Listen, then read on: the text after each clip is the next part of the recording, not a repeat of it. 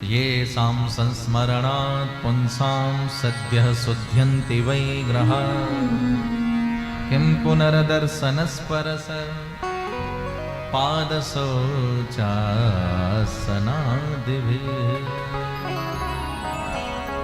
परीक्षित कहते हैं भगवान अगर सच्चे संत का स्मरण भी यदि हो जाए तो कल्याण हो जाता है। राधे राधे, जोर से कहिए। आप लोगों ने मीराबाई का नाम सुना होगा। किस किसने सुना है मीराबाई का नाम? सबने सुना है। क्या मीराबाई को कभी देखा है? नहीं देखा ना। सूरदास जी का नाम सुना होगा। क्या सूरदास जी को कभी देखा है? कबीरदास जी का नाम सुना होगा। कबीरदास जी को कभी देखा है? रसखान जी का नाम सुना होगा। क्या रसखान जी को कभी देखा है? नहीं देखा, लेकिन सुना है। हमने जिनको देखा नहीं और उनका स्मरण भी यदि कर लिया जाए तो कल्याण हो जाता है। परीक्षित कहते हैं जैसे आजकल हमारे वृंदावन में श्रद्धेय पूज्य श्री प्रेमानंद बाबा जी महाराज, बड़ी दिव्य विभूति है।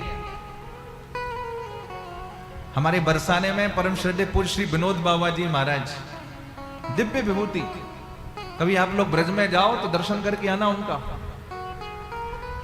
रात को 2 बजे भजन के लिए बैठते हैं और दोपहर के 2 बजे तक भजन पर ही बैठे रहते हैं, एक आसन से 12 घंटे। लेकिन जिन्होंने दर्शन किया उन्होंने तो दर्शन किया, और जिन्होंने नहीं किया उन्होंने सुना। तो सुनने मात्र से कल्याण है।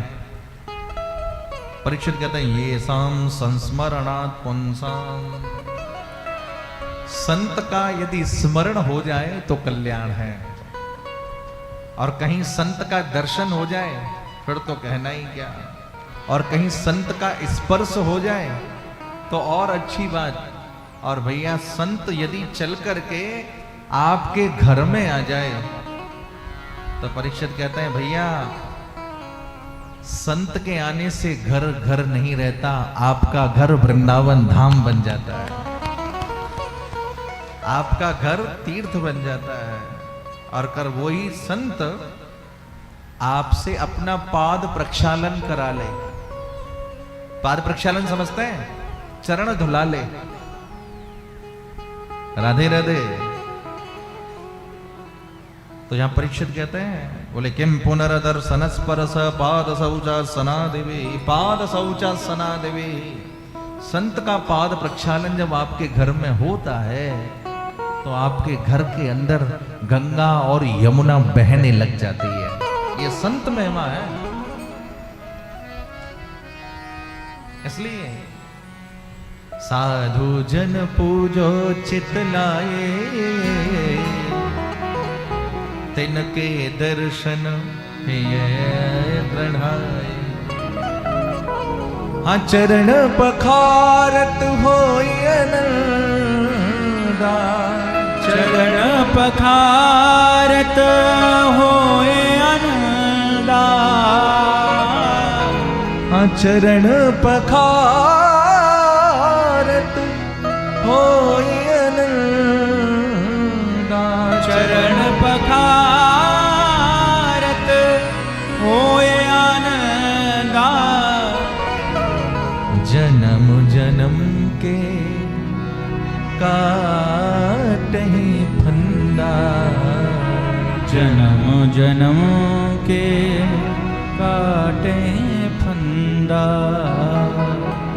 इसलिए भैया संतों के पास जाओ। राधे राधे। संतों के पास जाओ तो वह हाथ की लकीर ना दिखाओ कि देखना बाबा जी हमारे हाथ में क्या लिखा है। अच्छा, आजकल लोगों को कुछ जिज्ञासा भी रहती है अपना भविष्य जानने की। किसी भी महात्मा के पास जाते, महाराज देखना हमारा भविष्य कैसा है।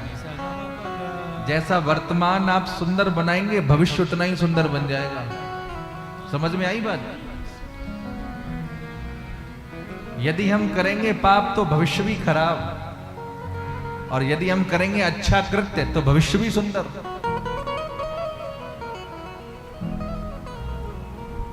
इसलिए किसी फकीर के पास जाकर के लकीर मत दिखाओ। किसी ने कहा हाथ की लकीर दिखा के नसीब क्या पूछते हो? नसीब तो उनका भी होता है जिनके हाथ नहीं।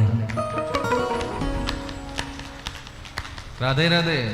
राधे राधे। इस दुनिया की ऊंचाई पर बहुत सारे ऐसे लोग भी बैठे हैं जो पंगु हैं। पंगु का मतलब समझे? जिनको आजकल की भाषा में कहूं तो दिव्यांग है, लेकिन बहुत ऊंचाइयों पर है वो। उनका प्रारब्ध है वो। इसलिए बहुत अच्छे से समझिए इस बात को कि जैसा कर्म करेगा वैसा फल देगा भगवान। और ये है गीता का ज्ञान। मैं हमेशा अपने श्रोताओं से कहता हूं, कुछ भी कर्म करो हमेशा ध्यान रखो परमात्मा ऑनलाइन है, वो ऑफलाइन नहीं है। वो सब कुछ देख रहा है।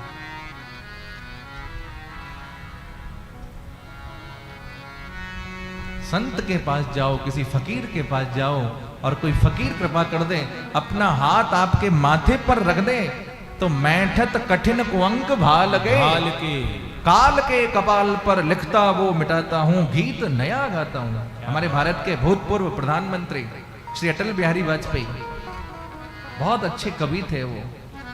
उन्होंने अपने साहित्य में लिखा है, मैं हार नहीं मानूंगा रार नहीं ठानूंगा, काल के कपाल पर लिखता वो मिटाता हूं, गीत नया गाता हूं, गीत नया गाता हूँ। इसलिए हमेशा अच्छा कर्म करना चाहिए, हमेशा, जिससे आपको भी अंदर से मजबूती मिलेगी और जो आपको देखेगा उसको भी प्रेरणा मिलेगी।